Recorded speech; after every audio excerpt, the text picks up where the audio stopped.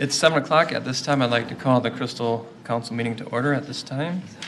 Let's start with roll call. Councilmember Banks? Here. Councilmember Budaszewski? Here. Councilmember Deschler? Here. Councilmember Kaiser is absent. Councilmember LaRoche? Here. Councilmember Parsons? Here. And Mayor Adams. Here. We have a quorum. All right, thank you. Let's rise for the Pledge of Allegiance.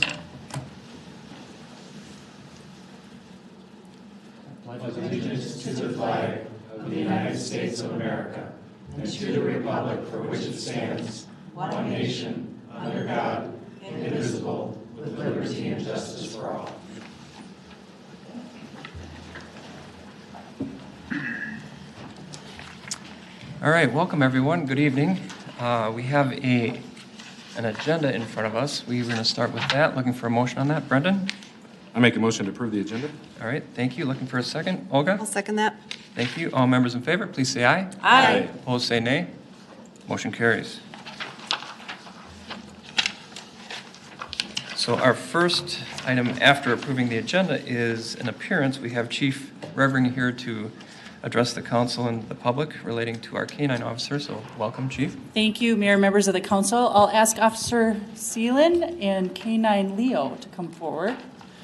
As you can see, Leo might be nipping a little bit, but he has treats in his hand, so don't panic. He's just eating. He's just eating. So thank you for allowing us to be here tonight. I'm going to explain a little bit about Leo, but first let me just give you, I know you all know this, but a little bit of a history on our canine program. As you know, in 2012, that is when we actually first started our canine program with Sergeant Cusick, who is standing over here, and Rocco. And Rocco retired in December of 2018. And we were fortunate enough to obtain Leo in December of 2018. Leo comes to us from Hungary. He is now 2 years old. When we got him, he was just a little over a year. And he's part Malinois, part German Shepherd. And Caleb and Leo ended up going to the St. Paul Canine School back in March through May of 2019. And in June, they were put on the road for their first time. And the reason why you're seeing him here tonight and you didn't get to see him earlier is because, as you know, we tend to hold off now a little bit until our officers are actually off probation. And technically, Leo, because we got him in December of 18, technically last month would have been his off probation status. So I want you to know how important Leo is. And as you can see by the number of police officers here tonight, and I would say number of residents, but I'm guessing they probably aren't here for Leo, but maybe they are. You never know. You certainly can meet Leo after if you'd like. As you can see, he's a bit of an Energizer bunny. He has done great work for us thus far, and we're excited for his future and his career here in Crystal. Now I got to talk about Caleb. Because everybody loves that dog, and he knows this. However, Caleb has done an outstanding, tremendous job with continuing our canine program and has done an outstanding job with training Leo. As you can see, if you remember Rocco, Leo has a little bit of a different temperament than Rocco. And there's a reason for that. It's that Malinois part that makes him a little bit more hyper than the German Shepherd. Doesn't mean anything other than he's just a different temperament dog, and he is phenomenal at what he does, so we're very proud. Mayor, I will not ask you to come and swear him in because I don't think he'd sit still for you. So I will just tell you that we're very excited to have you meet him, and we thank you for allowing us to continue with the great canine program. That is Awesome. Thank you. Before you run away, we have a couple questions. Can I use this mic? Yeah. So, what is Leo specifically trained to handle? So right now he's trained in patrol work, which consists of tracking and locating humans. And then we just finished up with narcotic detection, so he's been trained in methamphetamine, heroin, and then cocaine. So. Do they get trained anymore for marijuana? Oh, we've decided not to. We went through the city of St. Paul for training, and with the way that. Because it's going to be legal someday anyway. Yeah, the way legislation's looking, they decided it's just better off to not have that for the dogs. So.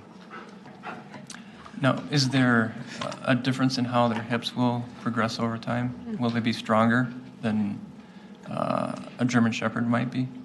The mix?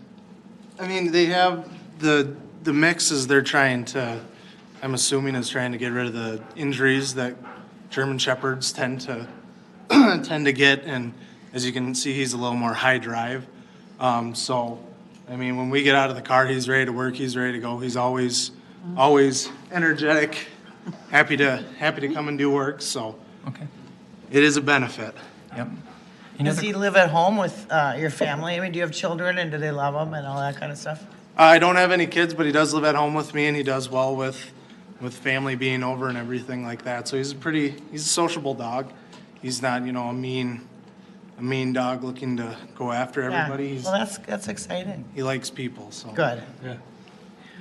Well, and we're going to hear about it later, but we're going to have a fundraiser for Leo too to help with some associated costs, and we'll be giving you the times and dates later in the meeting for announcements. But so the public will have a chance to meet Leo on a one-to-one on that bowling date, which will be March 15th. So okay, thank you. All right, yep, thank you. Thank you. Thank you, Chief. Thank you. Swearing in a dog. Yep, it's official now. There we go. All right. Next, we have a consent agenda in front of us. I will read that into the record at this time. Approval of the minutes from the following meetings: City Council meeting January 7th and the work session from that same date. Approval of a list of license applications submitted by the city clerk to the City Council. That list is on file in her office. Approval of a resolution adopting the City Council rules. Approval of a resolution establishing absentee ballot board for the 2020 presidential nomination primary election, and then approval of a resolution to rescind the no parking restrictions on a portion of West Broadway Avenue. That is our consent agenda. Looking for a motion on that. Julie? I move we approve the consent agenda as read. All right. Nancy? I'll second. Thank you. All members in favor, please say aye. Aye. Opposed, say nay. Motion carries. All right, we have two people who filled out the open forum sheets.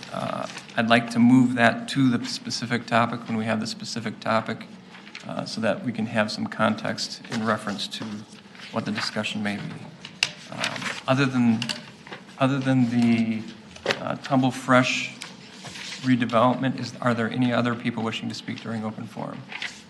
Anything other than Tumble Fresh? All right, seeing nobody, we will skip by open forum. And first item is, this isn't the first item of the regular agenda. This is a public hearing. And the purpose of this public hearing is to receive comment and council consideration of a resolution vacating the alley south of 6023 42nd Avenue North. Dan, could you take us on a Yes, quick good evening, glimpse Mr. of that? Mayor, members of the council. I don't have a presentation on this portion of the project, but I do have a presentation in a little bit on the site plan approval for Okay. Tumble Fresh.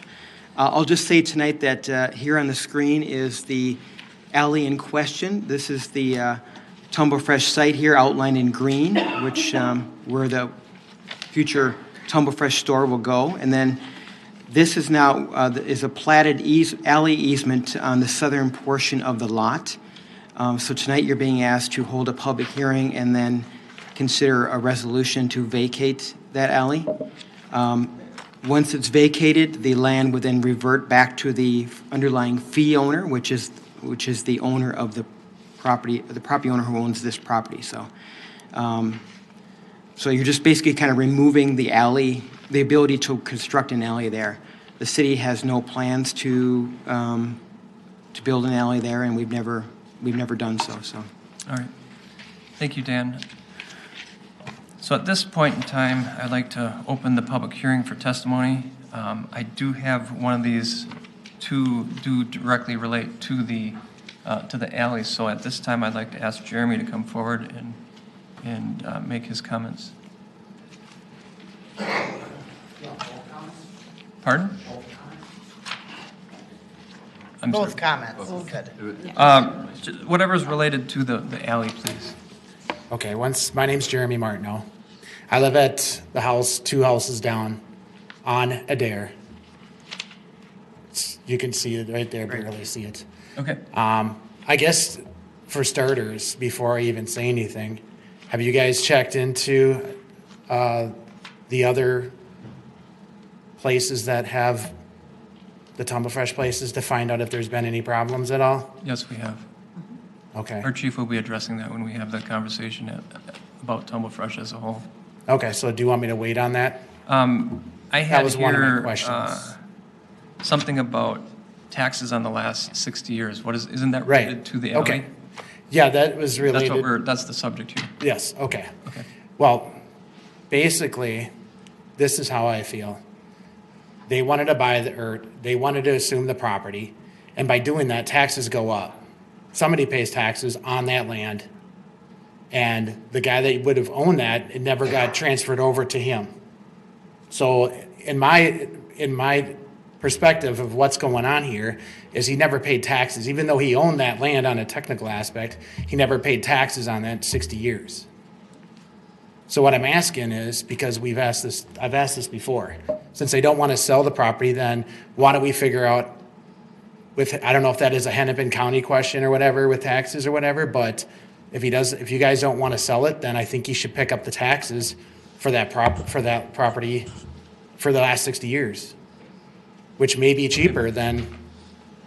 Okay, I understand your point. Does everybody get that point? John, you want to tackle that one? Yeah, thank you, Mayor, council members. It's important to understand what a platted alley is. It is not, the city does not have fee title to the property. The platted alley simply means that the city has the right to construct a public improvement for public use. So the city couldn't sell it, so to speak, even if it wanted to, because we don't have fee title. We have the right to use it for public purposes. It's not the same as owning a piece of real estate.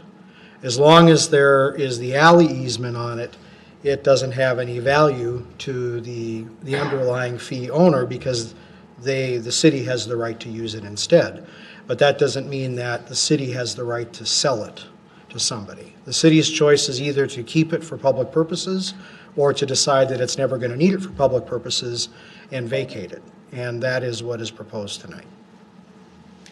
Right. Does that make sense? That makes sense, but it's not being sold. It would be collecting all the taxes that, since he did ask for it 60 years ago, to assume that easement, to let the city, to let that go, that he was supposed to be paying taxes on it. And I'm guessing that he thought he was, but he didn't because the paperwork never got filed.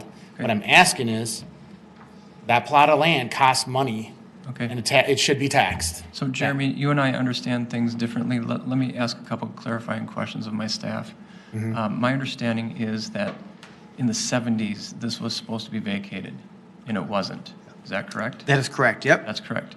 So they did not ask for this property. As we went through our process of going through and taking a look at what their plans were, we discovered that it actually didn't get recorded in Hennepin County for some reason. So therefore, we're taking this opportunity to go ahead and correct something that went wrong many, many, many years ago. Now, when it comes to the value of the property over the last period of time from the 70s until now, it really doesn't change what the value of that property was when the restaurant was running it. It wouldn't matter on tax collection whether they had owned it or not, because the building was built and they had full use of that the same way they had throughout the years. It was still just the value of their business. So that didn't change. There's no missing tax money to be had. So that land value doesn't have a tax on it? Is that what you're saying? It didn't have tax value the way it stood before any construction, and as it is today. That's my understanding. Does that seem right? Troy? Yeah, Jude? Mr. Mayor and council, to that point, I mean, this is a dedicated right-of-way, just like the streets are in the city. So my understanding is that those aren't taxed, just like you're not taxed on the right-of-way in front of your house. So actually, the tax issue swings the other way. Upon vacation of this, or in this case, the finalization of a vacation that was attempted, many years ago, this actually then becomes taxable. So this will actually go on the tax rolls, where before it was exempt because it was subject to a public easement. So there are no taxes to be collected on this.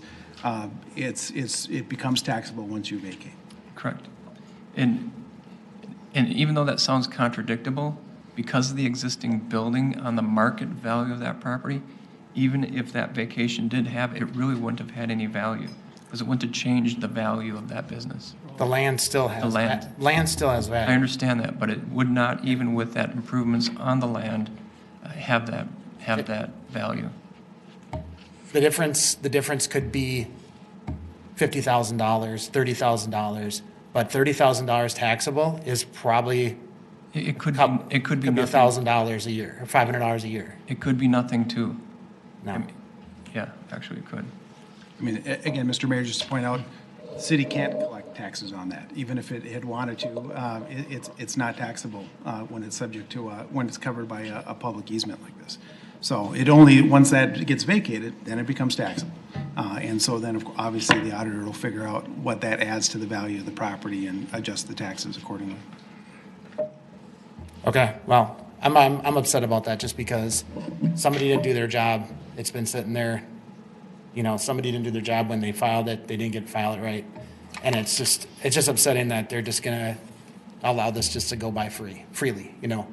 Whether it's the land is not actually owned because it's a city portion, if it would have been switched over, the value of the property would have gone up because there's more land now than just that little plot. That's all I'm saying. So from a city perspective, there's nothing we can really do about it right now. It's changed ownership from that period of time. We can't go back and do anything about it anyway. And you're right, somebody didn't do their job in the 70s. That's not, we're doing our job now. Okay. All right, thank you for your comments.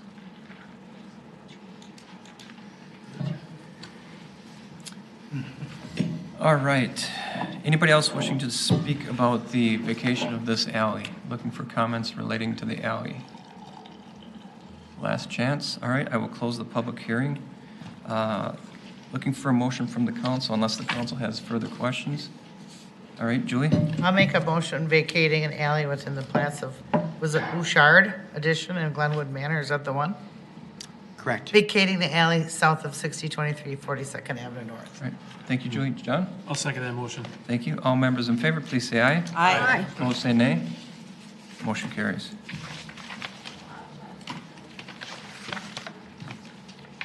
All right, we will move on to our regular agenda. First item on our regular agenda is the disbursements of $25,000 or greater. I'll read those into the record at this time. First item is Minnesota Para Employee City required contributions for payday 12/27/2019 for $59,853. Bassett Creek Watershed for annual membership for 2020, $29,062. Logis for network services, application support, and system development for $73,352. Shingle Creek Watershed for annual membership for 2020, $28,000, $835. UHL Company, Inc., installation of LED lights in the gym and quarterly HVAC maintenance is $27,484. And then Wold Architects and Engineering for new public safety building design, the schematic design, and that's for the police building. That is $35,795. Total disbursements of $25,000 or greater, $254,382.98. Are there any items on there the council would wish to have any discussion or questions about? Seeing none, looking for a motion. Nancy? Yeah, I'd like to make a motion to approve the list of disbursements over $25,000. All right, looking for a second on that. John? Second motion. All members in favor, please say aye. Aye. Opposed, say nay. Motion carries. All right, item 7.2, we have our city planner, Dan Olson, here to address the council on the proposed Tumble Fresh Laundry at 6023 42nd Avenue North. Welcome. Yes, you'll be seeing me a lot up here tonight. I have several items. Yes, so. you have a lot, 3 at least. Yes. Not used to. Okay, never mind. Yes, I'll start off by showing you the general location of the site. It's just a few blocks from here. It's in the blue here. City Hall is over here. This is 42nd, and this is Brunswick right here on this side. This is also shows where we have given notice to different entities next door and what else, who we've mailed the notice to and all that. Here is an aerial photo showing the site as it exists today. This, of course, is the alley that you just approved the vacation of, and this is the existing building. Tonight, Lynn Investment Properties is proposing to purchase this property, demolish the existing building, and then build a new Tumble Fresh laundry on the site. They're requesting site plan approval for this. The existing use is there's a vacant commercial building on the property. It was most recently leased by the Sweet Taste of Italy restaurant. Adjacent uses, it's primarily commercial or institutional uses along 42nd. There are some single-family homes just south of the site. Here is the proposed site plan showing the proposed new building here. It's about 5,000 square feet. This is the parking area here. There's two exits and entrances, as there is now. And this is a stormwater infiltration basin. And here is the dumpster enclosure right here. This is some elevation drawings of what the building will look like. The top there is the view from 42nd Avenue. The middle there is the view from the side street, Brunswick Avenue. And then the lower photo or graphic is how it would look from the residential neighborhood to the south. There's going to be 25 parking spaces, which is the maximum allowed by our Unified Development Code. As I said, for stormwater management, there'll be an infiltration basin behind the building. They are reducing impervious surface quite a bit on this site. As you can soften the aerial photo, it's pretty much all paved. So they're going to reduce it from 82% to 56%. They're also going to obviously put erosion control as we require. Currently, there are no trees on the site, so there will be 13 new trees on the site to make it a lot more of a aesthetically pleasing, and these are all the different species that will be planted. These are all on our approved tree species list. There's going to be a new water main to connect the building to Adair Avenue, which is just a block east. The reason that they're connecting over there is because to connect into 42nd Avenue would be very expensive and difficult because it is a concrete main. And so the alternative there is to connect into Adair Avenue, just a block east. We do need a couple of drainage and utility easements to have them do that across the liquor store site that's next door, and then also on the Tumble Fresh site. So they have agreed to provide those. Both properties have agreed to provide those easements to the city. The water main would be installed, and then it would be owned and maintained by the city. Screening. Lynn is going to be removing the retaining wall that's between the residential property to the south, regrade the area, and then landscape what is now basically that alley area. One of the adjacent residents that's south there, she had suggested that Lynn be required to reconstruct the retaining wall and then install a screening fence over that new wall. Staff did not recommend this because it was our belief that adequate screening was being provided by the landscaping. There's several shrubs around the parking lots. There's several trees, so we felt like that was sufficient. The Planning Commission concurred with that recommendation, and they declined to require the construction of a fence as a condition of approval. However, during that discussion, the applicant did offer to spend up to reimburse that resident up to $2,000 if this person wanted to have a fence on their property.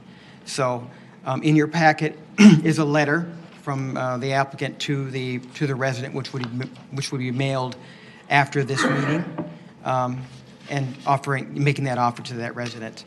However, the council still has the option, if you want, to have a finding that the screening fence is needed to make, and you can make that as a condition of site plan approval. There is a new sidewalk also from the laundry to the public sidewalk on 42nd, so that's going to improve pedestrian walkability here. They're adding 3 new light poles to the parking lot, which meet our requirements for the strength of the lights. And they're also going to be adding what's called a vacuum center up near 42nd, and this is for the use by the patrons while they're doing their laundry. We don't have specific requirements for this, but the applicant has provided some information that shows that it's not going to be very loud and disturbing to the residents to the south. We have 4 site plan criteria that we go through for each site plan. First is that this site plan meets the requirements of our zoning code, and it does. Second, the site plan adequately protects residential uses. The nearest residential homes are about 100 feet south, and there is, as I said, there's lots of landscaping and such. So it's quite a buffer, so that that finding is met. Thirdly, that the site plan is consistent with the character of the surrounding area. This property has been a commercial use since at least 1963 when it was built as a Dairy Queen. And other properties there are also commercial, so it really fits in with that continued use as a commercial area. And then the last criteria is that it provides for safe conditions for pedestrians and motorists. Our public works and fire departments have both reviewed the circulation plan within the site and both of the entrances, and they found that to be adequate. And there's also, as I said, there's improved pedestrian connections with the new sidewalk to 42nd. So the Planning Commission recommended approval of the site plan at their last meeting with the conditions in the staff report. I also have Chief Revering here to speak on a particular issue that came up these last few days, if you'd like to hear her.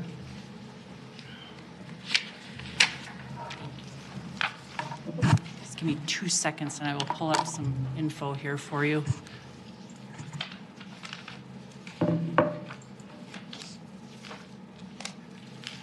No, that's okay. Am I wrong, John? Is it right here? It's the right one. This one? Okay, thank you. It would help if I put on my glasses. Okay, so let me just get you here.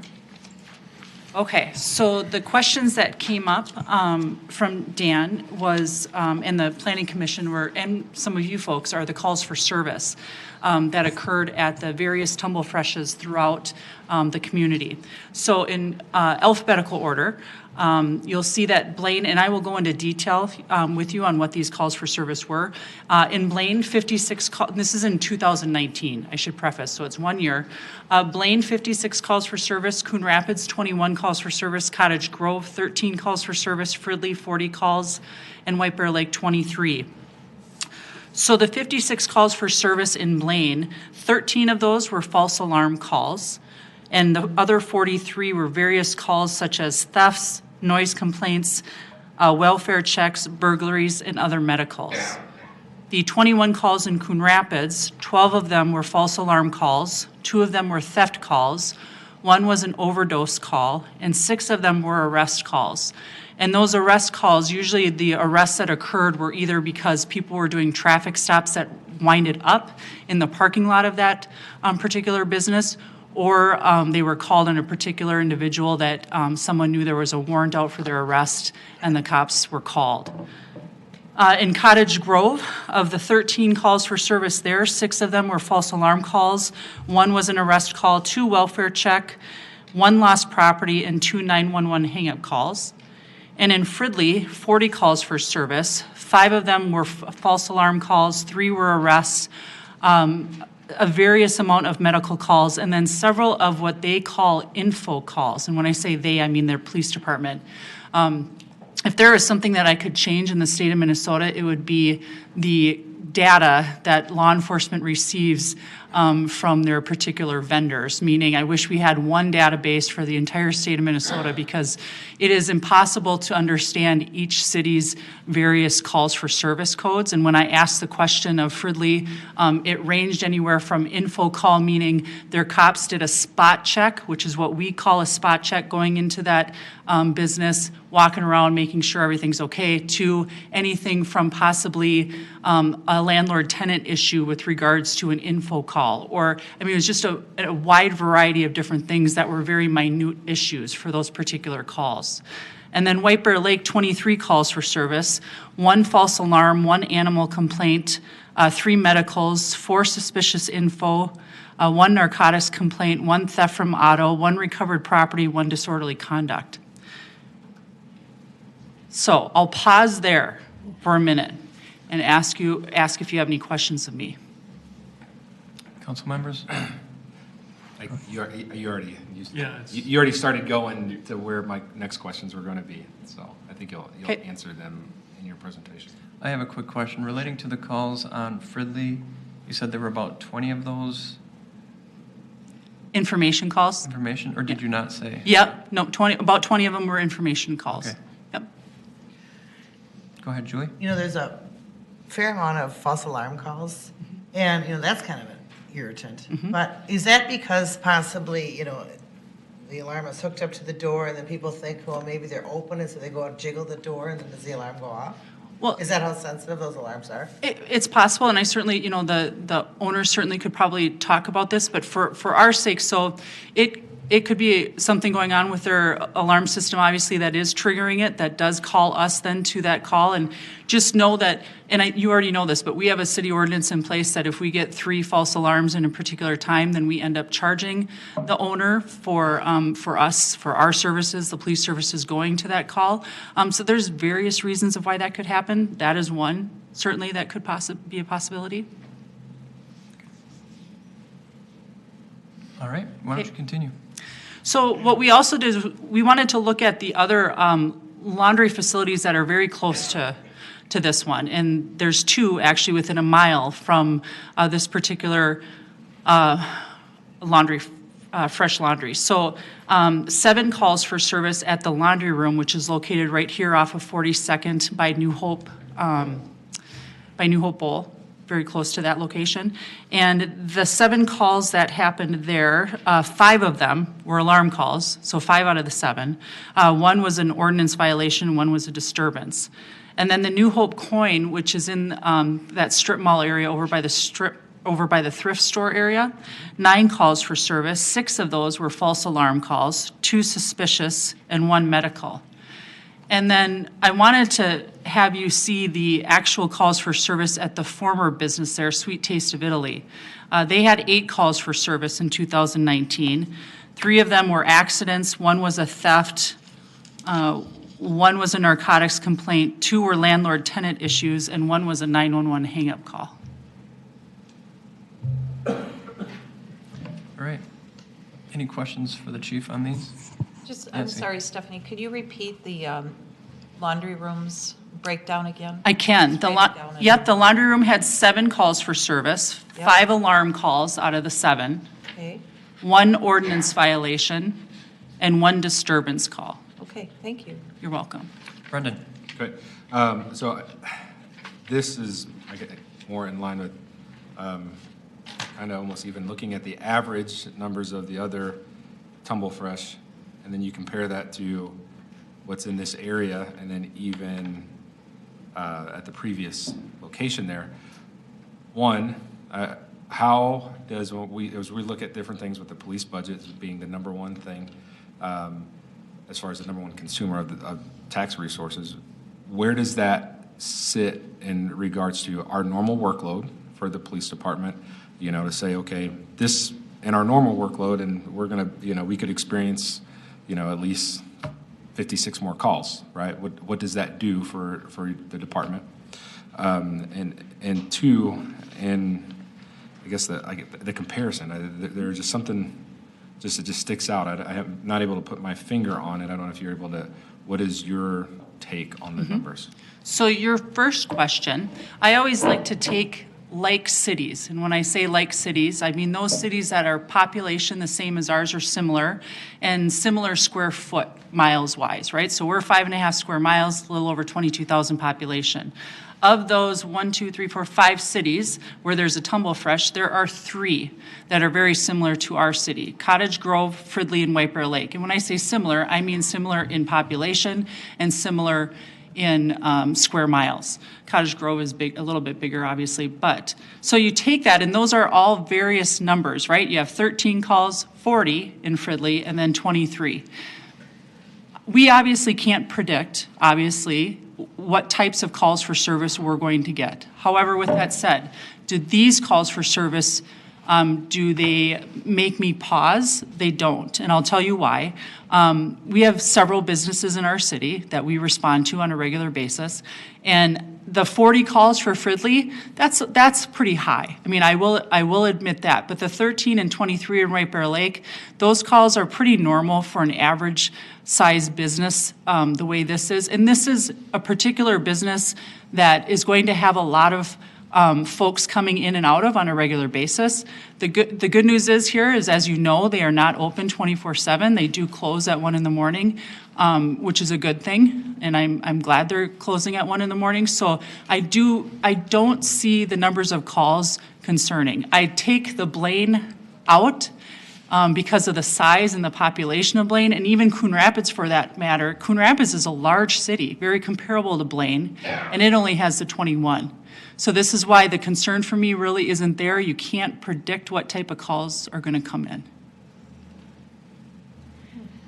All right, Julie? And not to mention that, I mean, if there are a lot of calls of service, we have, ordinances on the books that we can cite businesses and fine them for all these, extra calls. Correct. Thankfully that you guys put in place here not too long ago, you put in a nuisance violation or nuisance ordinance for matters such as if there's a problem property or a problem business in our community where we get a large number of calls for service, the police, and we are able to articulate to you that this is a nuisance property, we would come to you and share that information. All right, any more questions from the council? All right, I do have two people wishing to speak on this from the public, and I'd like to have them have an opportunity to ask their questions as well. Jeremy, are you interested in coming back up? Kim, why don't you come up, sir? Thank you. Please give us your name and your address, please. My name is Kim Barrett. I live at 4171 Adair. I'm adjacent, right behind Tumblefrost. The only property that Tumblefresh has now that's really looks like the way it's going to be built in Crystal is the property in Blaine. The rest of their properties are mostly around commercial, it's totally surrounded by commercial, except Blaine. And it almost looks identical to what they're doing here, with resident property strictly behind them. The City of Blaine Council made Mr. Lynn put a maintenance-free screening fence along the whole backside of his property. The Planning Commission feels shrubs and trees is sufficient. I don't think so. When you live right behind there, he wants to put a patio back there with picnic tables. So we're gonna have a liquor store next door, so I can grab a six-pack, go do my laundry. I'd like to have a screening fence up. There's gonna be excessive noise. Sweet Taste of Italy, I think, closed at 9. Now they're gonna be open till 1, sitting on picnic tables, doing laundry, vacuuming your car. The laundromat really doesn't bother me. It really doesn't. But the screening part of it does. I don't want to be picking up cigarette butts, beer cans, trash from their lunch sitting at a picnic table. I just don't want to deal with it. I'd like to see a maintenance-free fence that looks nice from the city on his property and on mine. The fence I have on my property right now is probably, 20, 25 years old. It's a wooden fence. It's not in the best of shape. So if he's gonna grade that down, he's gonna have to haul in dirt to bring it up 3 feet to get to my grade level, tear it down, and then they want to put up 2-inch trees and shrubs. And I don't know if the city requires surety money for these developers so that when they do plant these things, if they die in a couple of years, I don't know if the city requires developers to do that or not. I work at the Eden Prairie Shopping Center. I know the city of Eden Prairie makes them do that. I asked about an irrigation system, but I didn't hear anything on that. But I just, if those trees, shrubs die in a couple of years, so what? I don't know. Do you guys have surety? Dan, can you answer that? Yes, we do. When good. we collect a escrow at the beginning of their landscaping plan, and so we covered for 2 years. The Oh, that's first good. year, the first and second year, we make sure that the trees and shrubs are all in order. Well, that's good Thank you, Dan. guarantee. That's a good way. That's my point, you guys. It's just, I realize it's commercial property, and I bought property. I've been there for, 30, 35 years.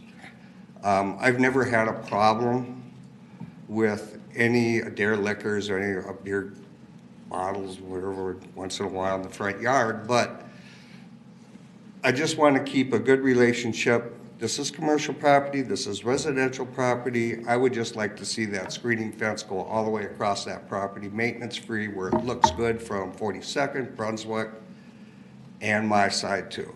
Like I said, my fence that's up there now is old. It's not the best looking fence, but whatever. I guess that's all I have. Okay, thank you, Kim. Yeah. Mayor, could I just clarify a couple things? Sure, please. The gentleman who spoke lives here. There is a fence, as he said, along his property line right here.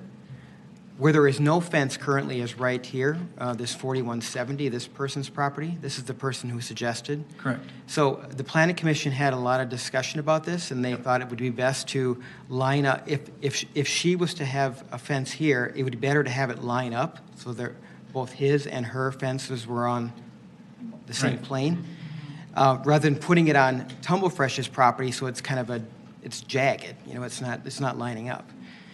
So that's when the applicant stepped in and said, well, it makes sense to put it on her property, so we will pay up to $2,000.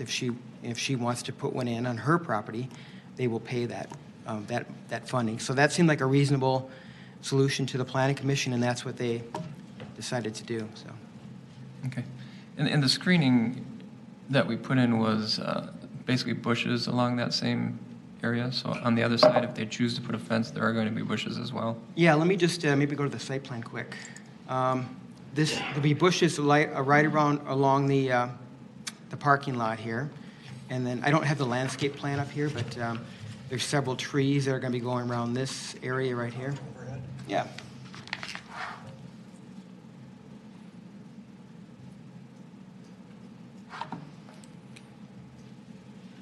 Okay.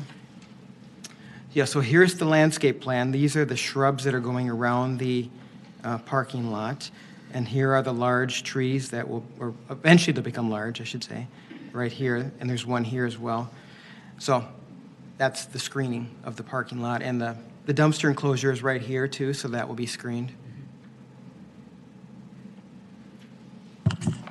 Okay. Any other questions? Nancy? Can I ask Dan, on this diagram, I think that shaded area towards the residential property is grass, right? That was Yeah, grass? this is grass. And Yep. how far does that grade down, or is that the area that's going to be leveled? Or It'll be graded. There's a retaining wall, a very short retaining wall, like a foot or so along this property line. That's 3 feet down. Is it 3 feet? It's hard to tell in the snow, but it wasn't big and it was kind of falling down. So they'll be grading it so it's basically flat in this area and line up with their property. That's one of the conditions of the site plan, is that they grade it in such a way that it's not going to cause any drainage problems onto her property. Okay, thank you. And then the dark line as the border of the property, is that where the potential fence could go? Or wherever you're, The potential fence would go on her property, right here. right there? Okay, Yep, right on that. to match up with the gentleman who just spoke. Okay. Okay. Julie? The one thing, I read in the site plan that they're gonna have like lottery dispensing machine in the laundry. I think I read that. I haven't Like heard- scratch tickets. Oh, I haven't heard that. Yeah. I know I read it, I It was in there. Yep. And what really scares me is that people are gonna, in the summer, probably gonna put their laundry in, they're gonna go to the the liquor store, probably get a couple of root beers, sit in the back, and then scratch those tickets. And then, people are just, I'm not going to say everybody, but some people are so inconsiderate. They just throw crap everywhere. And while I think that the first month or two, it might be maintained, I can just see in a year or two where there'll be little litter everywhere. And you know how I feel about litter. I hate litter. I just, that's one of my concerns is that, and that it blows. Yeah, I understand. Because, when I pick up litter along Broadway for the Lions Club, by Target there, they come out of there with those single-use bags, or they come out with their McDonald's cup, and they just throw it, and then the wind blows it, and then it just ends up everywhere. It's just disgusting. So I am worried. That's kind of why I'm kind of in favor of that fence thing. Okay. John? Could you show us a location of where the picnic tables are going to be? I want to know how close they are to the property line.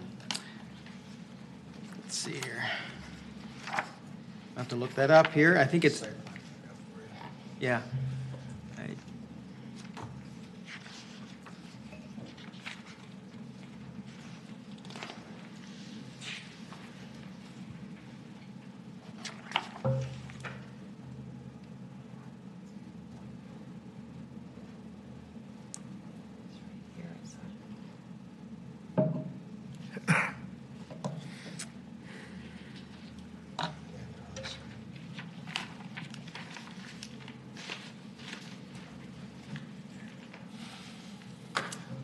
Oh, okay, right in this area right here? Okay. That would seem like the most logical place for it. And so the main entrance is on the side of the building there, right? On the west side of the building? Yep. With two entrances from 42nd, correct? And Correct. that's it? Yep. All right. So if anybody were to, and then obviously, what is screening the building from a derelict or is anything? Just, There's just going to be landscaping on that there'll side just of be the building? sod there, yep. Yeah. Yep. Let me see if there's any trees.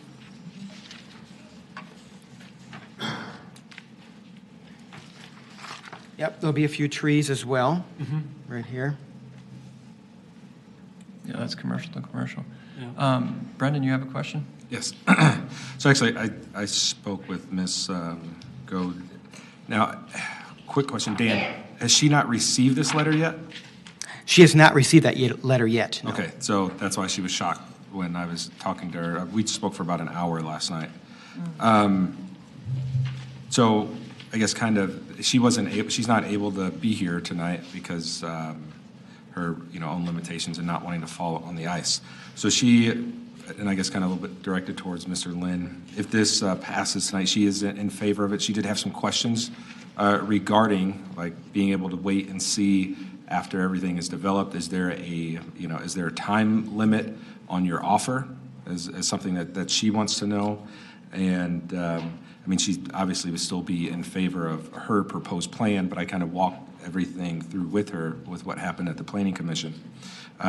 But should this go through and the development happen, she would be willing to accept that offer, but she wants to be able to wait and see with as you described, the screening, even though she doesn't believe in it, but she still wants to see it first. Sure, yep. I did have a discussion with her before they went to the Planning Commission, and I wouldn't say that she's definitely not demanding a fence. She was just, thought it was maybe a good idea to screen, so. Understand. So we have the owners of Tumble Fresh here, is that right? Are you interested in making any comments or statement at this time? Thanks, Mr. Mayor and members of the council. My name is Stephen Lynn. I am the Chief Executive Officer of the Lynn Companies. I'd just like to point out, that we build very luxury laundromats. They're very high volume, vibrant luxury laundromats that we do have all in-house cleaners that go between our sites. And so our cleaners are responsible not only for inside but outside. So we do, they will we have our own maintenance crews as well, grounds maintenance and property maintenance people, but so our grounds maintenance people will also do snow and salt and all that, but as well as so will our cleaners. And they will walk the lots, pick up garbage.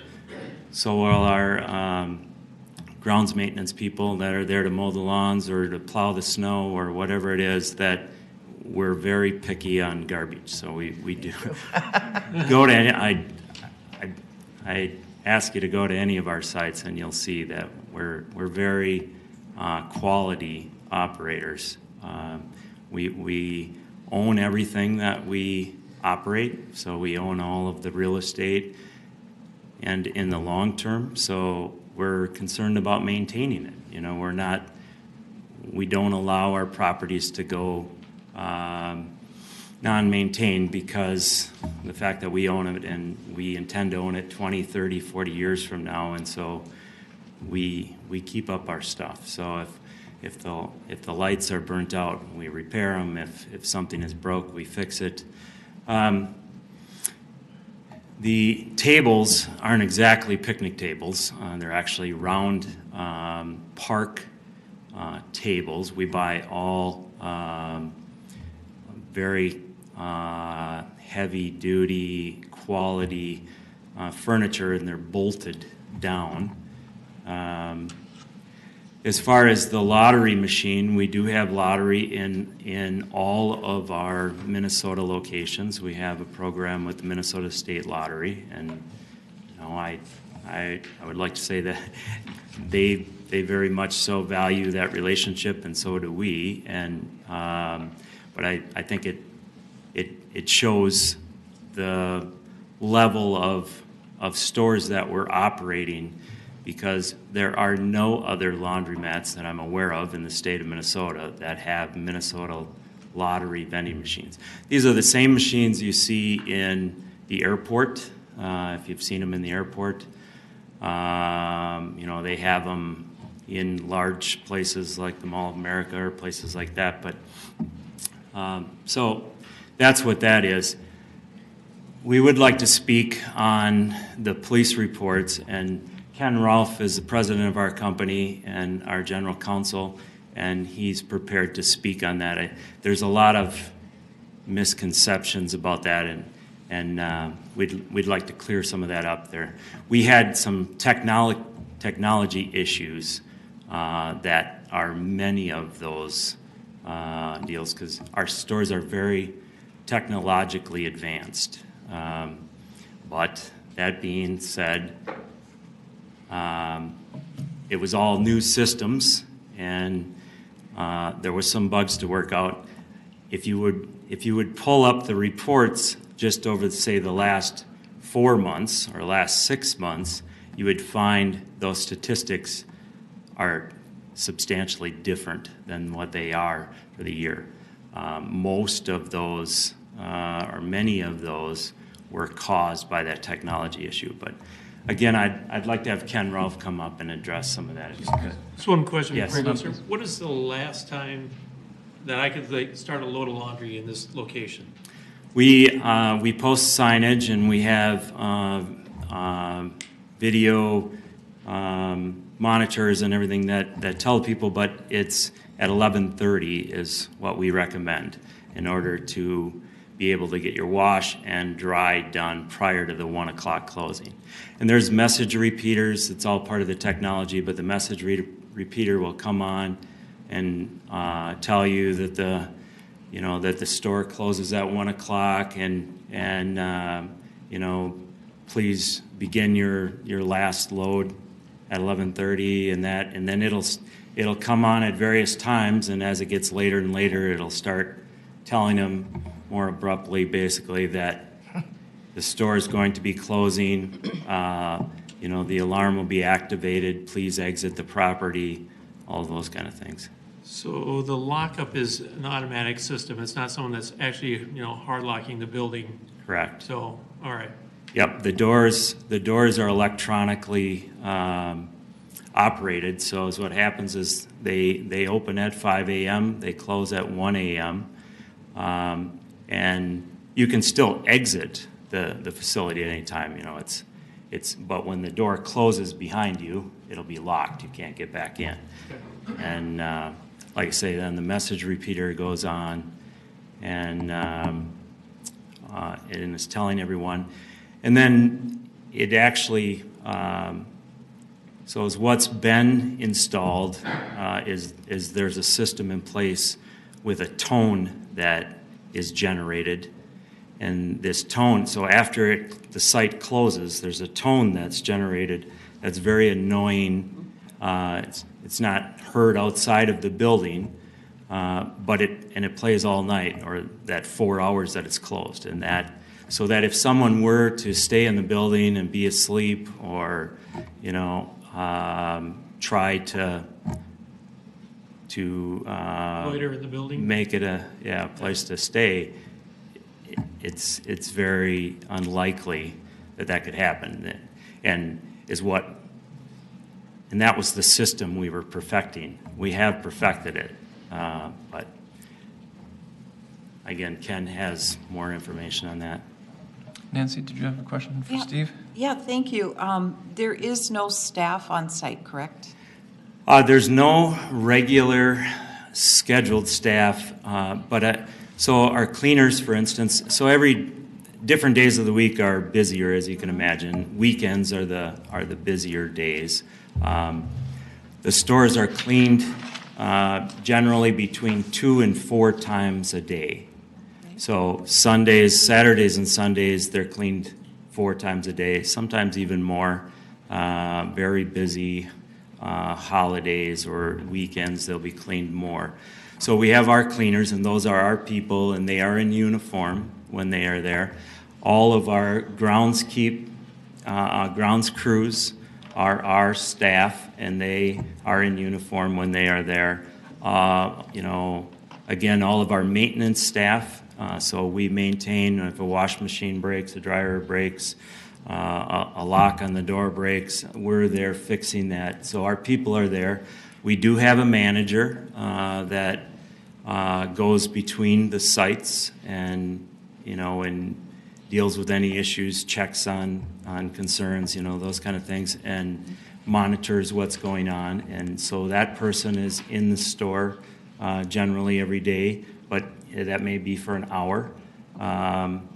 So I hope that answers your question, but no, it's not 100% staffed all the time, but we have people there constantly and multiple times a day. Okay, great. Yeah, the operation question I had was, say if there's an issue with a machine or tokens, or I'm not sure how they're paying, if it's by token or not, who would they call if there's a problem? There's signage inside this site, and we have interactive TVs that are like giant iPads that have information on it. We have signage that says, any issues or concerns, contact this number or go to our website. You can go to our website and put in an issue and contact us.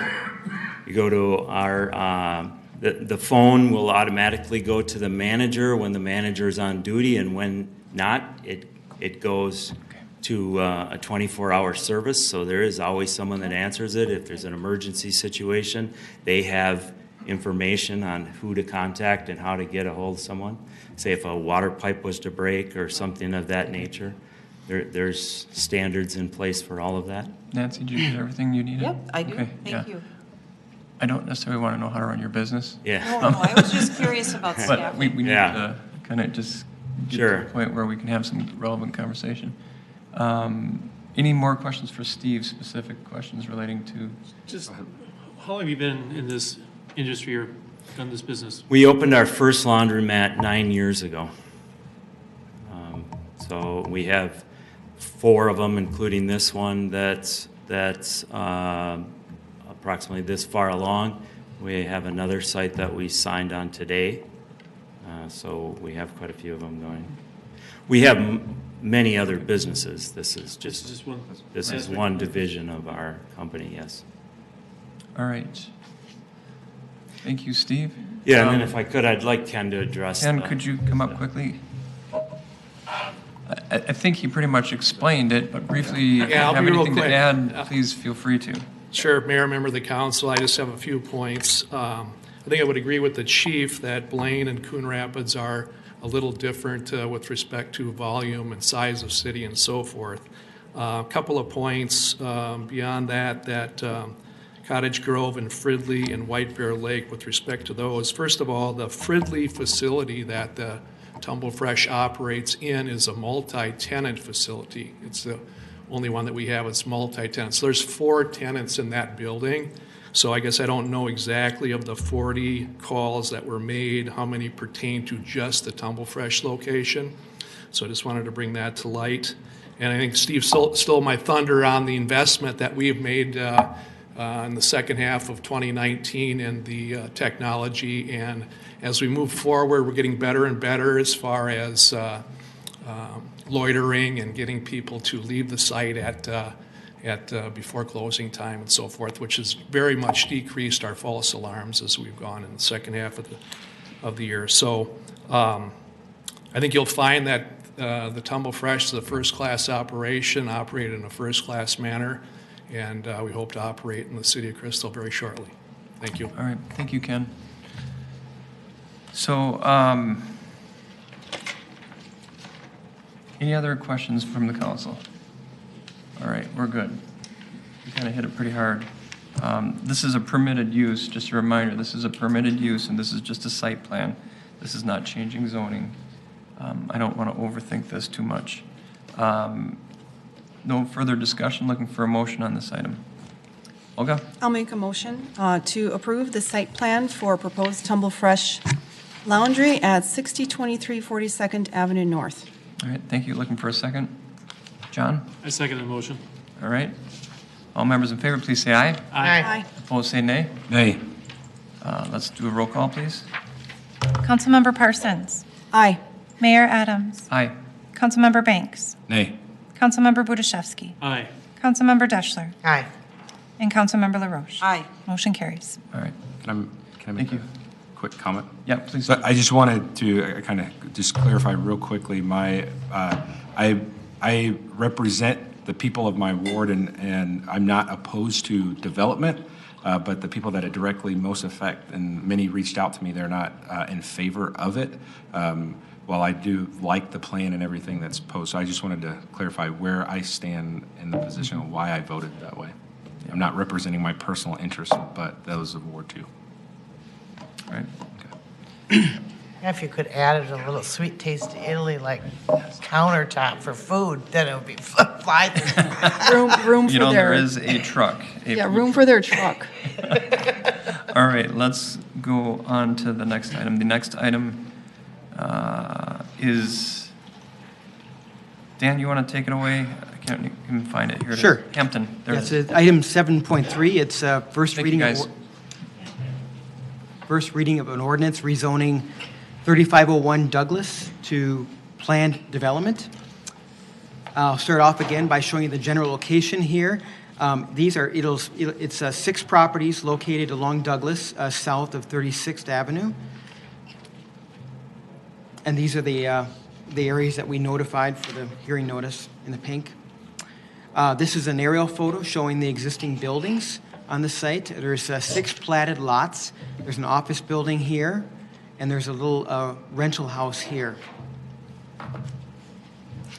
Hampton Companies is proposing to purchase this property, and as I said, they would be demolishing that office building and that rental house, and in its stead, they would be building a 1-story, 21,000 square foot assisted living / memory care facility with 32 units.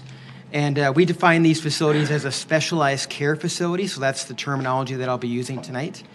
So they're asking the council tonight to approve first reading of the ordinance to rezone the property to planned development.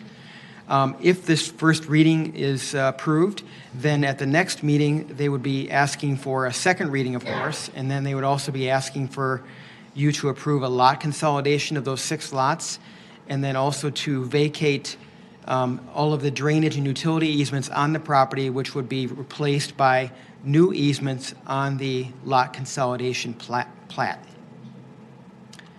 I won't go into all this detail because I know you have this in your packet, but this is just who's kind of doing what as far as this facility. The City of Crystal has authority over the planning and zoning, which you're talking about tonight. And then also the City of Crystal has building inspection authority. The thing I'll point out here is that staff is recommending that one of the conditions of approval be that that Hampton would be required to get a rental license for this facility in the future, so that an annual maintenance inspection could be done.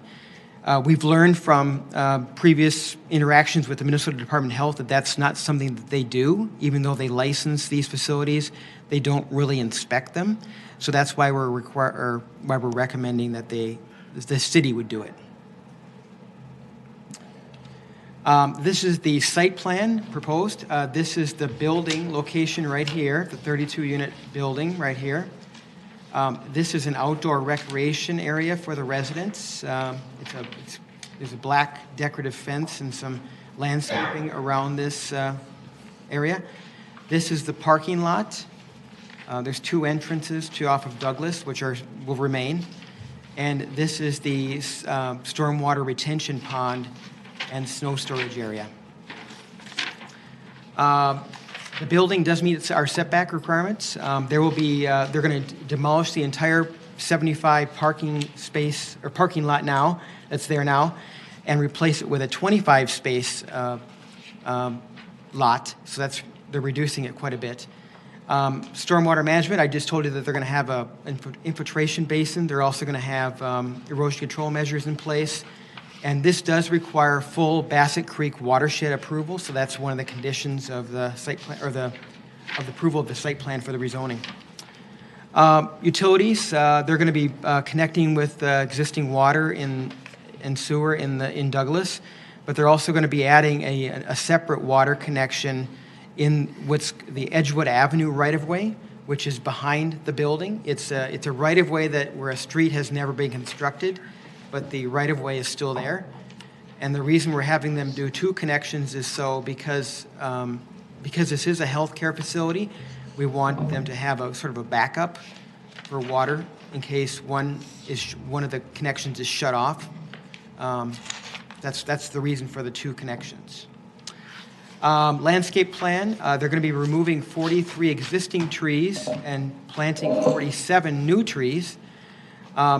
One of the conditions of approval is that they provide more documentation about their tree replacement plan.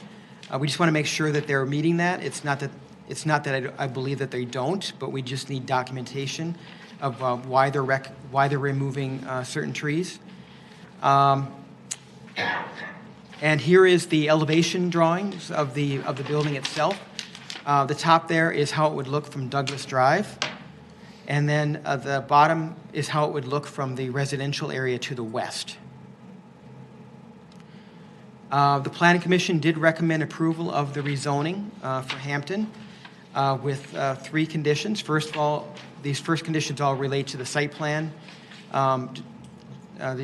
This first part of it just relates to the approval of lot consolidation and easement vacations. Second is watershed approval. Third is that they sign a site improvement agreement with the city and provide an escrow. And the fourth is that they provide this tree replacement documentation. Second is that they would get a rental license before they're given a certificate of occupancy. And that third, that if they're going to have any new utility lines, that those be buried underground. So that's the recommendation tonight. The applicant is also here to answer any questions you may have. All right, thank you, Dan. One quick question. It occurred to me when you were presenting, and it also occurred to me when I was looking at the packet of the information, which there was a lot of it. When it comes to the trees, I mean, they're taking out 45 and they're putting in 47. What is it we're concerned about? What more documentation are we looking for? Are we looking for what are they putting in specifically, or are we looking for what they're taking out? Because the numbers are higher what they're putting back. Sure. Well, our new ordinance requires that if they are removing trees that are 12 inches in diameter, Yep. that they have to provide a reason of why they're doing that. There's several reasons that they can do it without replacement. So you're looking for the reason? We're looking for the reason that they're removing it, because we just have to do kind of the math to make sure that they're replacing enough trees. As I said, I don't really suspect that they're not going to meet that, but I just need the documentation to prove that they're meeting the ordinance. So. Yeah, the math works. Yep. Okay. They didn't provide the reason why they're removing the trees. Let me just ask a clarifying question may not even apply here. If they take out a tree in a different location, they can put a tree somewhere else to replace it, correct? Yes, yep. Okay. Yep. So the math does definitely work. Yep. Got it. Thank you, Dan. Yep. Any other questions for Dan on this one? All right. Who do we have here from, could you step forward and say hi, introduce yourself to the public and Sure. council? My name is Joel Larson. I'm the CEO of Hampton and Sweet Living. So we're the developer, builder, and also the owner and the person that the company that runs the facilities. So Dan did a great job. Thank you, Dan, and I'm here for any questions that you might have. All right. Questions for Joe? Julie? Well, why doesn't the state go in and check out these facilities? That really irritates me if, say for instance, my mother went in there and she was getting state money to help her financially to go in there, and the state's licensing them.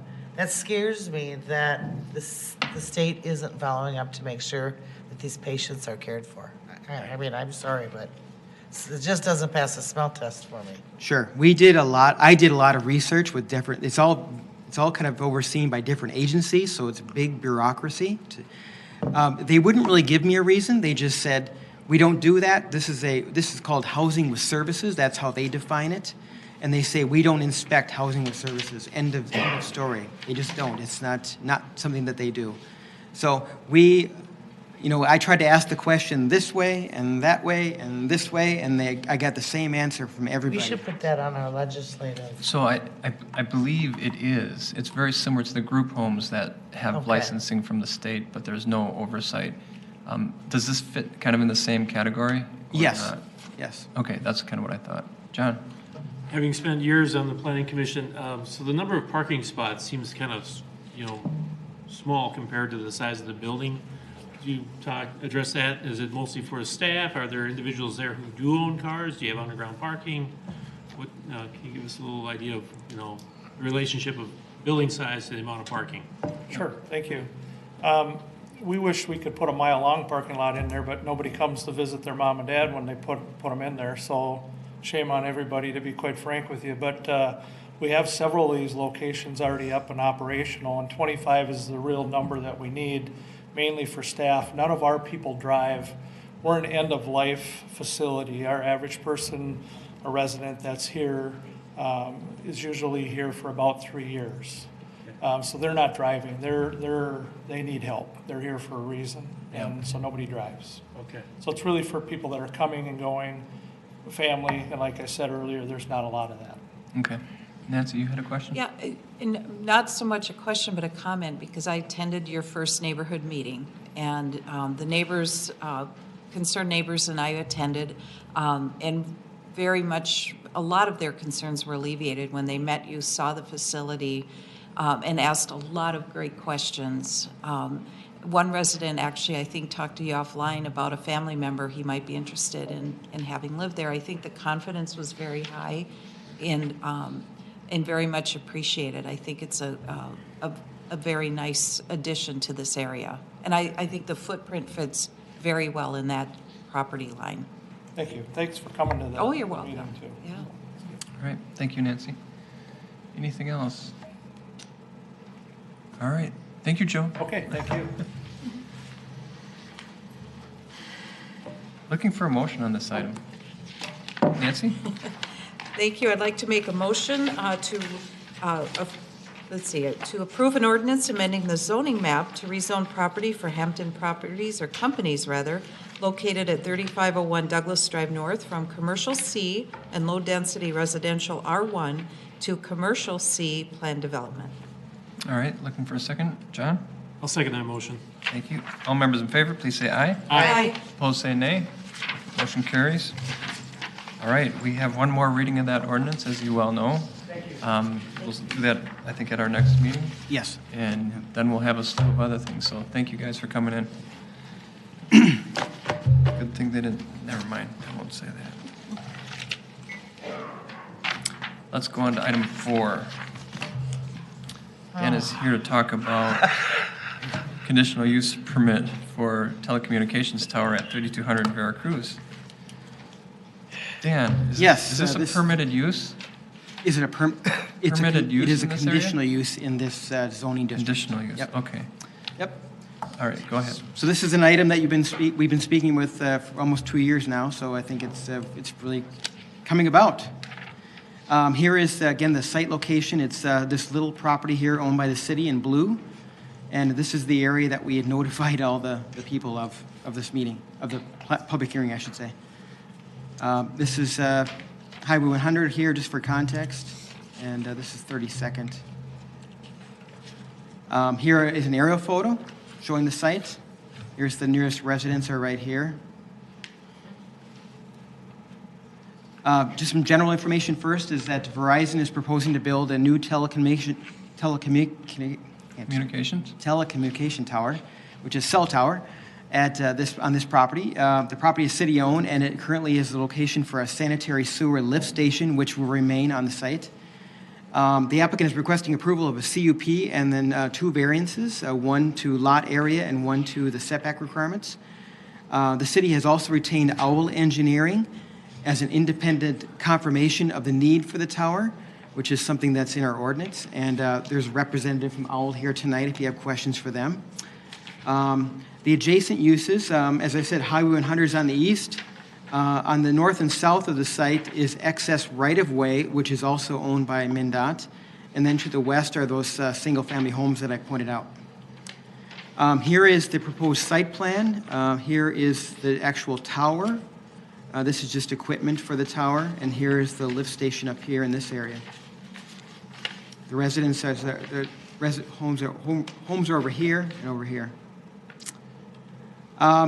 We have several different standards that have to be met with these towers. These are called use-specific standards, which are just specifically for cell towers. So I've gone through and I've just detailed how if they meet these different criteria. First is the size of the parcel. This one, it does not meet the size of the parcel requirement, which is 5 acres minimum. This site is only, I think it's 0.9 acres in size, so they're requesting a variance to that requirement. Tower setbacks and buffers. The nearest tower like this is almost a mile away. It's in Golden Valley. The nearest home is almost 300 feet away from the actual tower. However, the applicant is requesting a variance to the setback from property lines for the tower. The requirement is 82.5 feet. I think this is about 17 because of the small size of the property. So those are really the 2 variances that they'll be requesting. As far as the other criteria, the tower height, the tower does not exceed the 96-foot maximum height. It's actually going to be 91, and then there's also going to be a lightning rod, which brings it to 100, but the lightning rod is not considered part of the tower as far as height determination. Co-location, the tower will be able to accommodate 2 wireless providers in the future, and John will get into that later with the lease agreement. Illumination, the tower will not be lit up. Exterior finish, staff recommends that the tower be painted a forest green color to match the city's traffic light poles, so that has been made a condition of approval. Landscaping, the ground-mounted equipment will be screened by an 8-foot tall fence and by eight new trees that sort of face those residential properties.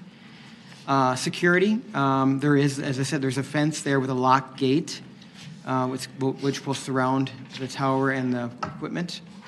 Parking, there is it's going to be accessible during normal business hours, and the property already has a paved parking space for any vehicles.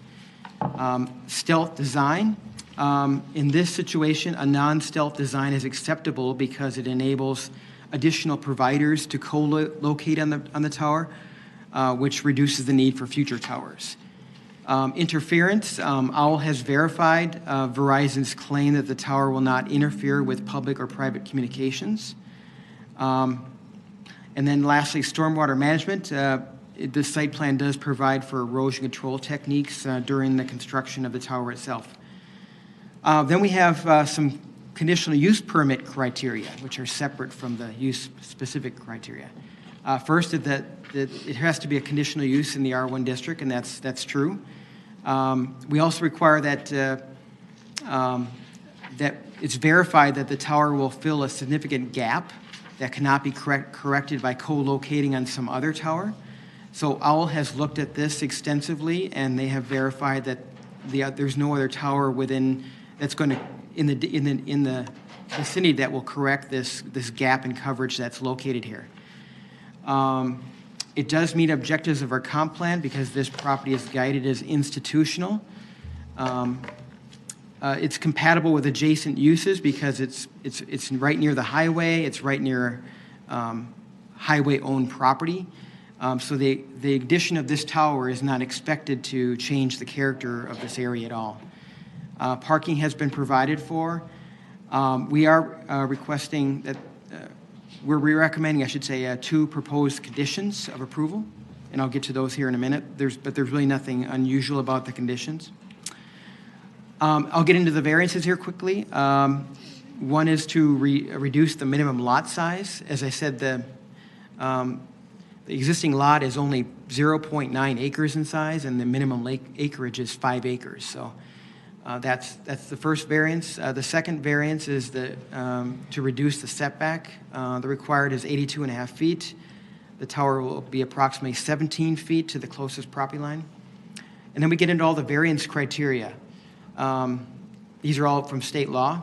First is that it has to be a reasonable use of the property, which we've determined that this is. It's in harmony with the intent of the zoning regs. Since it does not conflict with access to adequate light and air, the tower will meet that criteria. The variance will not cause the area to be altered, the character of the area. It's going to be quite set back from the highway. I'm sorry, because it's going to be closer to the highway and set back from the nearest residential property, so that's really not going to change the character of the neighborhood. Unique circumstances here. We purchased this property almost about 20 years ago to accommodate the lift station, and because of the small size of the property, this tower, there's nowhere on this property where you can construct this tower where it's going to meet the setbacks. However, this whole area is residential, so this is really a good spot for this because it's really away from impacting residential uses. Last 2 criteria, you can't have a variance cannot be approved where the economic considerations alone are the main reason for the variance, and that has been deemed to be met because the tower is meant to correct a physical gap in cell phone coverage. And then lastly, the last criteria is that the variance will not create a threat to public health, safety, or welfare. And we've had OWL verify their safety requirements and such, and they have verified that that is true. And as I said before, an alternative tower location would pose a greater threat to the public if we put it right sort of closer to the neighborhood homes. So this is really a good location for this tower to be located at. And so the Planning Commission recommended approval of the CUP and the variances with the conditions that are in the staff report. And the applicant is here as well tonight, as well as a representative from OWL Engineering. All right, thank you, Jan. John? I just have a few questions. So first of all, from your attachment C, I assume there's not going to be any kind of fencing around this site whatsoever? Just around the tower and the equipment? So, I mean, you have a diagram here of where the transmitter and the radio tower is going to be, but do you have additional, so there's going to be a security fence around this equipment, so yes, it can't be, Yep. What you have there is an existing photograph. Okay. Yeah, that's not what's going to look like at the end of after the tower is constructed. That's just the lift station right there. Very good. Okay. I just see that you have so this is the lift station? That's the lift station, yeah. Okay, great. Yep. That's not the actual tower. Perfect. Thank you. And then also looking at the map in terms of where, cell phone signal capacity or whatever. I noticed that the cell phone tower that's in Robbinsdale by Walcom Park is not included in this this diagram. Is that not a Verizon tower? Are these all Verizon towers? How would you describe these? I'm not sure about that tower, I guess. That did not come up. Well, you said it. The nearest it's tower was in towers Golden that Valley. can be coexisted upon. So that insinuates that there could be they could be owned by somebody else. Yes. Yeah, you said it. And then lastly, I received some information here from All Engineering where they talked about RF radiation reaching the ground. So I'm assuming that's radio frequency energy, correct? Yes, Okay. yes. And so that itself is not expected to cause a hazard to... That is correct. That's our independent engineer made that determination after looking at the information that Verizon submitted, so. And then one last question, please. All right, go so ahead. You sent out a mailing to the area, so you also included Golden Valley in that mailing as well? Yes, our ordinance requires us to mail out to 1,000 feet, which, since we're really, across Highway 100 is parts of Golden Valley, so we did mail to them. And was there any response from Golden Valley? I had one call from a person who expressed some apprehension about the tower, but he did not show up at the public hearing. Okay. Or he did not communicate any further with me. We only had one person speaking at the public hearing for the Planning Commission, and he wasn't necessarily opposed to it, but he just had some concerns about, I think his main concern was that we should fix our ordinance so that these variances would not be required in the future. He thought that we should fix our ordinance with these things, so that's something that we'll take a look at, but that was his main issue. Yeah. You know, we did a site visit with Verizon, and there were a few neighbors that showed up. We had some good questions. We didn't have anybody who was opposed to it. In fact, we had a couple neighbors there, probably 3 of them that were very much were looking forward to that tower being built. I being one of them. It's the service. I live in that gap. I've lived in that gap for since it's existed. And there's communication issues between here in the city on cell phones. I lose my city manager routinely. So I am definitely in support, and there are other neighbors that did come to that were as well. So it's not just what happened at the public hearing in the Planning Commission; it's what happened prior to that as well. All right, Nancy, you had a question? Well, thanks, Mayor Adams, because I was going to just say the same thing when I went to the site visit as well, that a lot of the neighbors, a majority of whom you remember too, that were very pleased that coverage would be better, that they were cut off frequently and had very low bars, right? Right. Or got cut off. And to John's question about the fence on attachment 7.4, I don't know if you have it there. If you look, there's a diagram, bird's eye view of the fence surrounding the tower. Yes. All right, any other questions? All right, looking for a motion. Olga. Olga, go ahead, Olga. All right. I'll make a motion to approve or adopt a resolution approving a conditional use permit and variance to allow Verizon to construct a telecommunication tower at 3200 Veracruz Avenue North. Is that the right one? That's correct. All right. Nancy? I'll second. Thank you. All members in favor, please say aye. Aye. Opposed, say nay. Nay. Let's roll call, please. Mayor Adams. Aye. Councilmember Banks. Councilmember Wojciechowski. Nay. Councilmember Deschler. Nay. Councilmember LaRoche. Aye. Councilmember Parsons. Aye. Motion carries 3-2. All right, thank you. Wish I could have put an additional conditional use comment on there for when the lease has to start. So it'd be sooner rather than later. Is Anyway, that both of those then, 7.4 and 7.5? no, All we're rolled going in to talk one? about John Sutter's 7.5 going to now. speak a little bit about the lease here. He's got just a couple, 2-slide presentation. All right, here we go. John, welcome. All right, well, I promise you this will be quick. The proposed lease terms, now that you have approved the CUP and the variances. The proposed lease terms are $28,000 a year, land lease paid to the city, and that $28,000 figure has a 2.5% annual inflator. In addition to that, if they do co-locate on that tower antennas for other providers, it would be either 50% of that, I guess I should call it a sublease amount, or $6,000 per year. Oh, sorry, thank you. Or $6,000 a year, whichever is greater.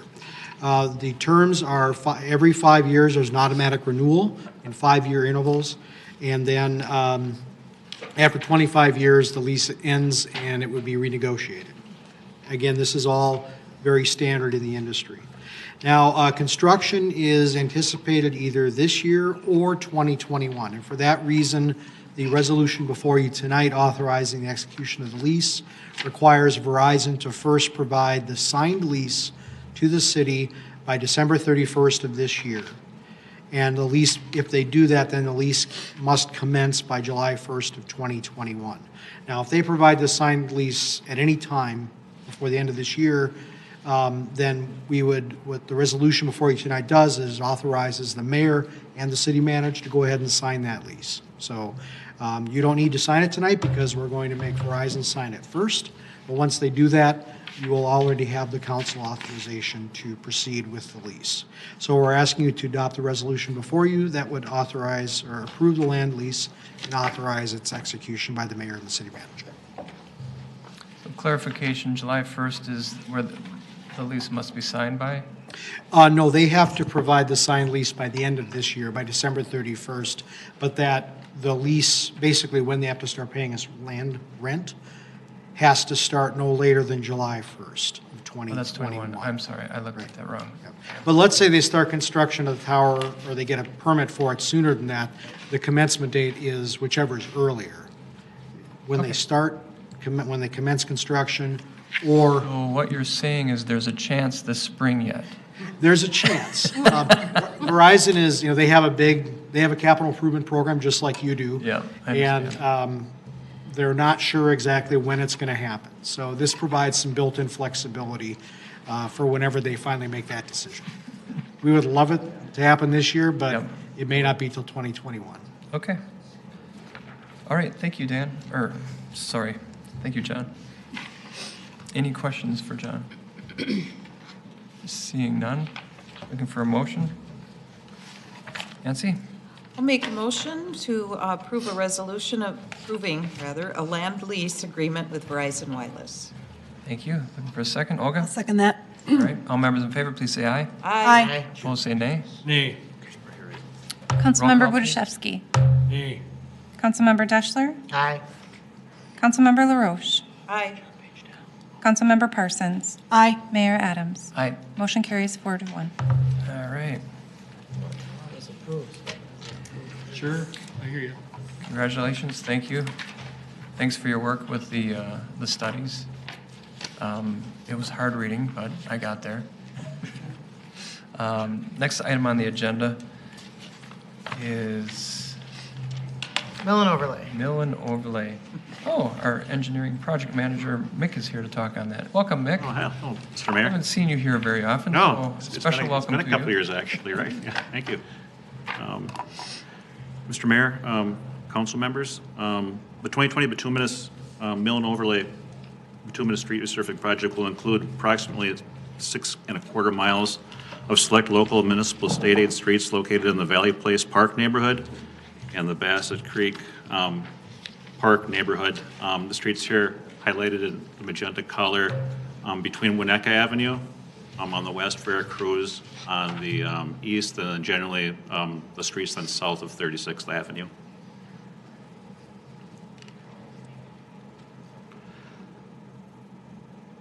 The work will consist of the milling of 1.5 inches of the existing bituminous surface, concrete repairs, sidewalk repairs, and some miscellaneous valley gutter construction, along with some 21 pedestrian curb ramps being replaced in the project, basically along 36th Avenue, bringing those into ADA compliance. In the project development was noted that the dead end of Florida Avenue, we'll go back to the map here, Highlighted there or circled in the orange, the dead end of Florida Avenue south of 36th Avenue was never reconstructed. So this project would include the complete reconstruction of that street, including grading, new curb and gutters, and new bituminous surfacing. The total budget for the project is $1,519,200. The engineer's estimate is $472,000, which brings us under budget by about $46,000 plus some change, based on estimate only.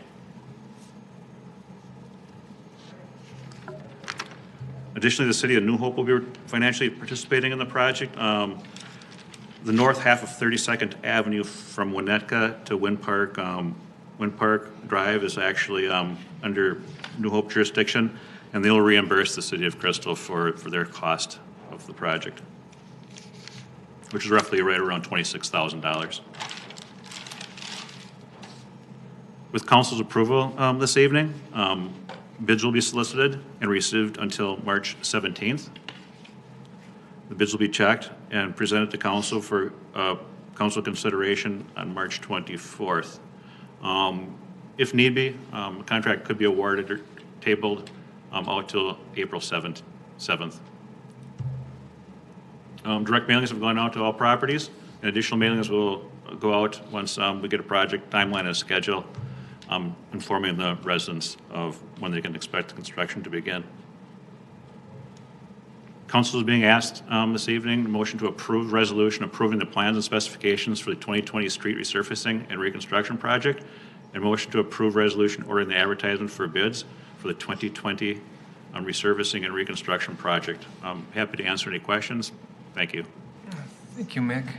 John, go ahead. Two things. Yes. First of all, the $28,000 that New Hope is on the hook for is already included in that number that you. I'm sorry, yes, it is included in the overall project cost, right? Great. Yep, you bet, yep. And then, secondly, is there a certain portion of that cost that's covered by MSA money? Or are we still using that to pay for the existing? Right, there are no MSA funds available. There is. There is not. There is not. There is not. And we're still using it for phase 16, so. Right, I don't exactly understand how that financing of the past project work, but right, there's none available for these upcoming mill and overlay projects. Okay, thank you. All right, Julie? And and residents will not be assessed for this. Correct. All comes out of the street funding. That's the big, that's what everybody wants to know, right? Right, yep, you bet. When it's going to start, when it's going to end, and how much will they have to pay? So we Yep, don't know and- when it'll start and end quite yet, but Well, we don't know. we know they don't have to pay out of pocket for this Right. improvement. Right. And then lastly, Go ahead, John. I mean, do we have to tell people what we think the number is? I mean, do we, before we go to bid, I mean, do we absolutely have to tell them what the number is? I mean, is it, As far as the contractors go, Yeah. or what the engineer's estimate is? Yeah. That's a good question. I don't have an accurate answer for you. We do most of the time. It's been practiced, and not just here in Crystal, but across the industry, that an engineer's estimate is actually John Sutter, go ahead.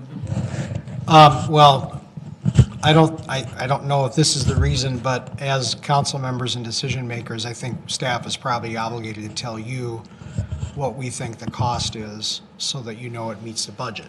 I think that's the reason. Yeah, I agree. I just want to make a point. I mean, if my kids know how much money's in my wallet, that's the number they're going to ask me for. So, Right. I mean, that's just why.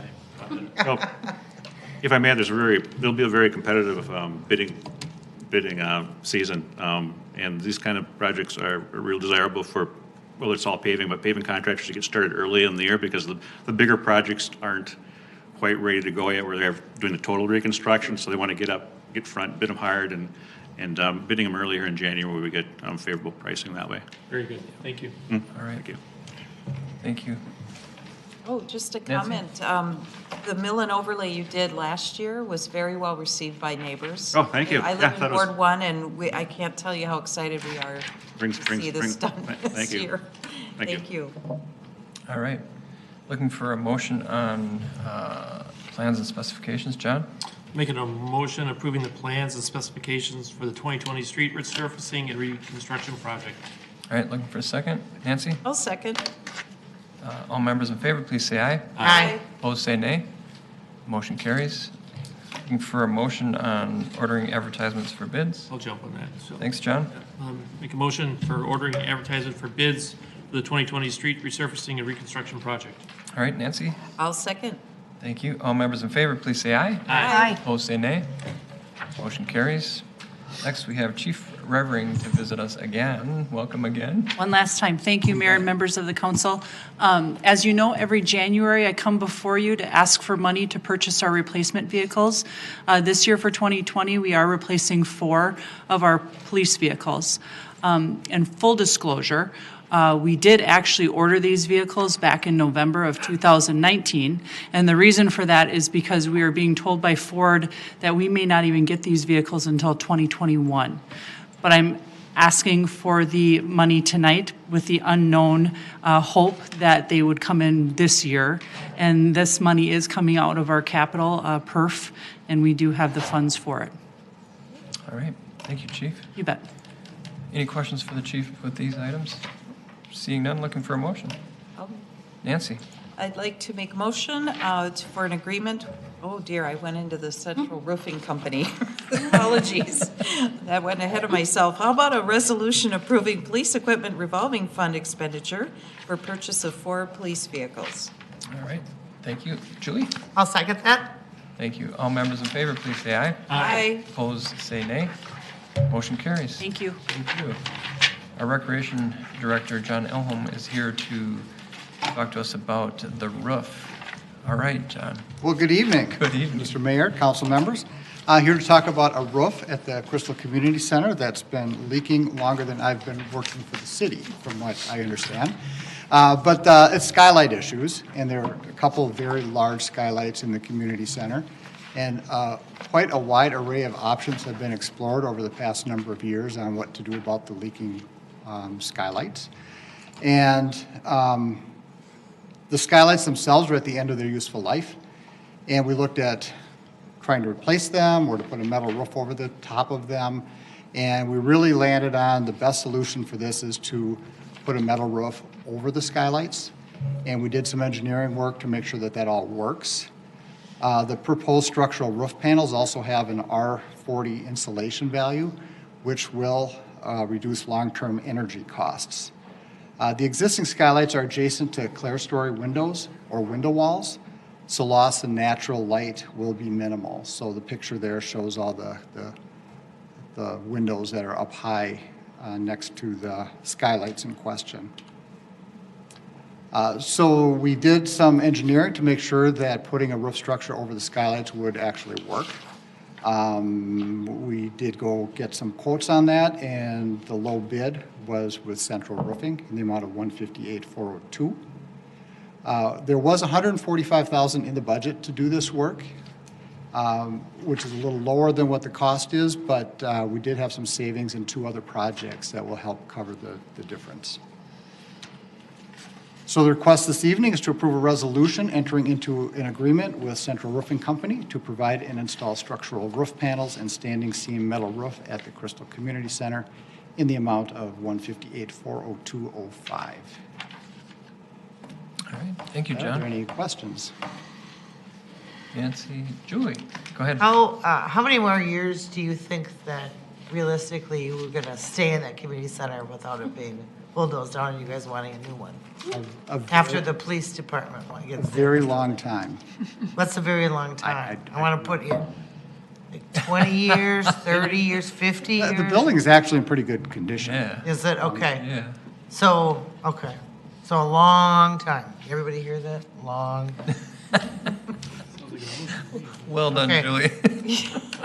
So I'll make a motion that we enter into agreement with Central Roofing Company. Oh, unless somebody else has a No, motion. please. Oh, I just had a comment. How long has it been leaking? I don't know for sure, but it's, since escalate. before I started, they were trying to put all sorts of different coverings or coatings on the glass, and it would still leak, and then there was some looking at the flashing, and maybe that was an issue, and some caulk was put up there, and that didn't seem to work. and a variety of things have been tried over the years. Yeah. That sounds like more than 5 years. It reminds me of Julie's question about the pool. Remember the leaky pool, and we were talking about that tape that you can buy, that sealing tape? But yeah, Acrylic it's- glue or something. But I appreciate that you've tried other Yeah. approaches too, so I think it's time. Okay, back to my motion. Julie hit it. A resolution entering into an agreement with Central Roofing Company to install a standing seam metal roof at the Crystal Community Center. All right, looking for a second. Go ahead, John. I second that motion. Thank you. All members in favor, please say aye. Aye. Opposed, say nay. Motion carries. Thank you Thank for you. the work on that. Okay, we do have a couple announcements. The following announcements are the city council meeting for Tuesday, February 4th is at 7 p.m. here at Crystal Chambers at City Hall. The Crystal Business Association will be meeting Wednesday, February 19th at 8:30 a.m. at St. Therese. Local organizations are invited to lead the pledge at any time. Please feel free to contact staff and they will give you the information you need for that. Reminder to all citizens that all work sessions and meetings are open to the public. Current and previous meetings are accessible on our website for listening and viewing. Final one is we do have that fundraiser, which Julie mentioned earlier, a bowling event for Leo, March 15th. The cost is $20, and we start at about 10:30 a.m. for registration and getting things organized. Anything else for announcements? I would just say on that bowling event, there'll be more information available on the Facebook page, city Facebook page and website, so. More info to follow. Very good, thank you. Looking for a motion? John? So moved. All right, this is for adjournment. I'll Nancy? second. Thank you. All members in favor, please say aye. Aye. Opposed, say nay. We are adjourned. Have a great week.